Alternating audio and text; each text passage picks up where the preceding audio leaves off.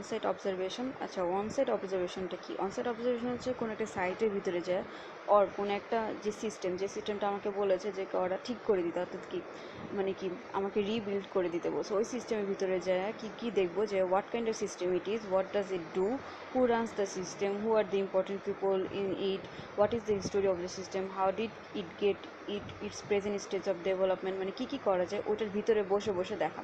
আচ্ছা, এখানে একটা প্রবলেম আছে। প্রবলেমটা কি? প্রবলেমস ইন অনসাইট অবজারভেশন, এটা আসলে কি? আচ্ছা, ইন্ট্রুডিং ইন্টু দ্য ইউজার্স এরিয়া, মানে ইন্ট্রুডিং মানে কি কোনো ইউজার এরিয়াতে আমি ইন্টারাক্ট করতেছি, অর্থাৎ কি বাধা দিয়ে কী করছি, ইউজার এরিয়াটাতে আমি বসে আছি, যে কি দেখছি যে আসলে কী হচ্ছে। Often results in adverse reaction by the staff.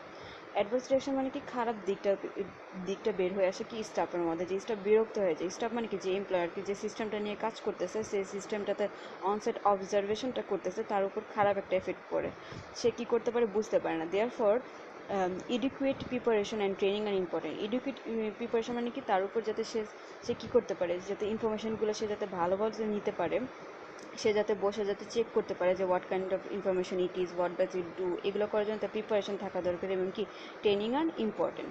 আচ্ছা, attitudes and motivation can not readily observe. এখন আমি তো অ্যাটিটিউডটা বুঝতেছি না, তাই না? এখন যে চালাচ্ছে আমি তাকে শুধু দেখতেছি যে কি সাইডে বসে যে ওকে ফাইন সেইভাবে কাজ করতে, কিন্তু আমি তাকে সামনাসামনি দেখছি না। এটার জন্য বলছে attitudes and motivation can not readily observe. Motivation মানে কি যে আমি যে মেইনলি এটা নিয়ে কাজ করতে আগে আমি তো তার থেকে যে মোটিভেশনটা পাবো, যে কীভাবে কাজ করলো, কীভাবে এটা হলো, সেটা আমি পাচ্ছি না।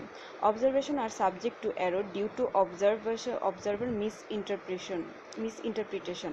আচ্ছা, বললো অবজারভেশন মানে যে নাকি অবজার্ভ করতেছিল, দিকটার দিকে খেয়াল রাখতেছিল ভালো মতো যে কীভাবে কোনটা করতেছিল, ওইটা এরর হতে পারে due to observer interpretation. Observer কী করতে পারে, ইন্টারপ্রিটেশন করতে পারে, নাকি ভুল ব্যাখ্যার কারণে সেটা কী হতে পারে, পুরোটা ভুল হয়ে যেতে পারে। আচ্ছা, unproductive long hours are often spent in an attempt to observe specific on-time activities or an event.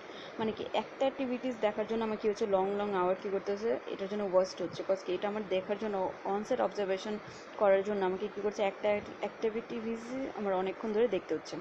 আচ্ছা, এখন আমি যাচ্ছি ইন্টারভিউ কিছু এটার থেকে অনেক বেশি ভালো একটা web. It is a face to face interpersonal role situation. মানে কি ইন্টারপার্সোনাল রোল সিচুয়েশন মানে কি এখান থেকে আমি কি করতেছি, সরাসরি আমার যে এই সিস্টেমটা যে আগে ইউজ করতো, যে আমাকে বলেছে, যে রিকোয়ারমেন্ট করলো যে আমাকে এটা ঠিক করে দিতে হবে, তার সাথে আমি ফেস টু ফেস আলোচনা করতে পারছি। In which a person call the interviewer, যে নাকি কল করেছিল ইন্টারভিউটা, সেটা হচ্ছে interviewer ask question to another person design two gather information about a problem. এটা কেন ডিজাইন করা হয়েছে, ইন্টারভিউটা এমনভাবেই ডিজাইন করা আছে যাতে কী হতে পারে, এখান থেকে আমি ইনফরমেশনটা পেতে পারি। Advantage of interview, it is A superior technique used for exploring areas. Superior technique মানে কি এখান থেকে কী করতে পারি আমি, বিভিন্ন গুণী ব্যক্তি যারা আছে, যারা নাকি এটার সাথে যুক্ত ছিল, এই সিস্টেমটার সাথে যুক্ত ছিল, ওদের থেকে আমি কী করতে পারি, এক্সপ্লোরিং এরিয়াস মানে কি আমি কী করতে পারি, টেকনিকগুলো নিতে পারি, এবং কি এক্সপ্লোরিং এরিয়াস করতে পারি, মানে বিভিন্ন ক্ষেত্রে এই সিস্টেমের দূর দূরান্তে কী হয় কী করতে হয় সেটা সম্পর্কে জানতে পারি। ইট offers better opportunity to evaluate the validity of information gather. মানে কি এটা কী করতে পারে, আমার ইভালুয়েট করতে পারে যে আমার কী পরিমাণ ইনফরমেশন গ্যাদার করতে হবে, কী গ্যাদার করতে হবে সেগুলো। Interviewer can observe not only what they say and how they say, কীভাবে সেটা বলতেছে সেটাও দেখতে পারে। It is an effective technique for elective information about complex subject. Elective মানে কি কোনো একটা ইনফরমেশন গেইন করার জন্য, মানে পাওয়ার জন্য কোনো একটা কমপ্লেক্স সাবজেক্টের উপর এটাকে খুবই এফেক্টিভ, এটা খুবই কার্যকর। Many people enjoy being interviewed, অনেকে কী করে ইন্টারভিউ হওয়ার সময় কী করে, খুব এনজয় করে, রিগার্ডলেস অফ দ্য সাবজেক্ট। মানে কি এই সাবজেক্টটা ছাড়া তাকে কী করে এইসব বলতে অনেক বেশি ইন্টারেস্টেড ফিল করে যে এই সিস্টেমটা কীভাবে কাজ করে। Drawbacks of interview, long preparation time, এটার জন্য অনেক বেশি প্রিপারেশন নিতে হয় যে ইন্টারভিউটা কীভাবে করবে, কোন জায়গায় করবে, it's very long preparation time. আচ্ছা, এখন বলছি ইন্টারভিউ টেকনিকটা কি, মেক অ্যাপয়েন্টমেন্ট নিতে হবে, অ্যালোট টাইম একটা টাইম বরাদ্দ করতে হবে, রিড ব্যাকগ্রাউন্ড ম্যাটেরিয়াল কী কী সে সম্পর্কে জানতে হবে, স্টেট পারপোজ অফ ইন্টারভিউ, মানে স্টেট পারপোজ মানে আমার কোনটা মূল বিষয়টা সেটাকে আমার খেয়াল রাখতে হবে।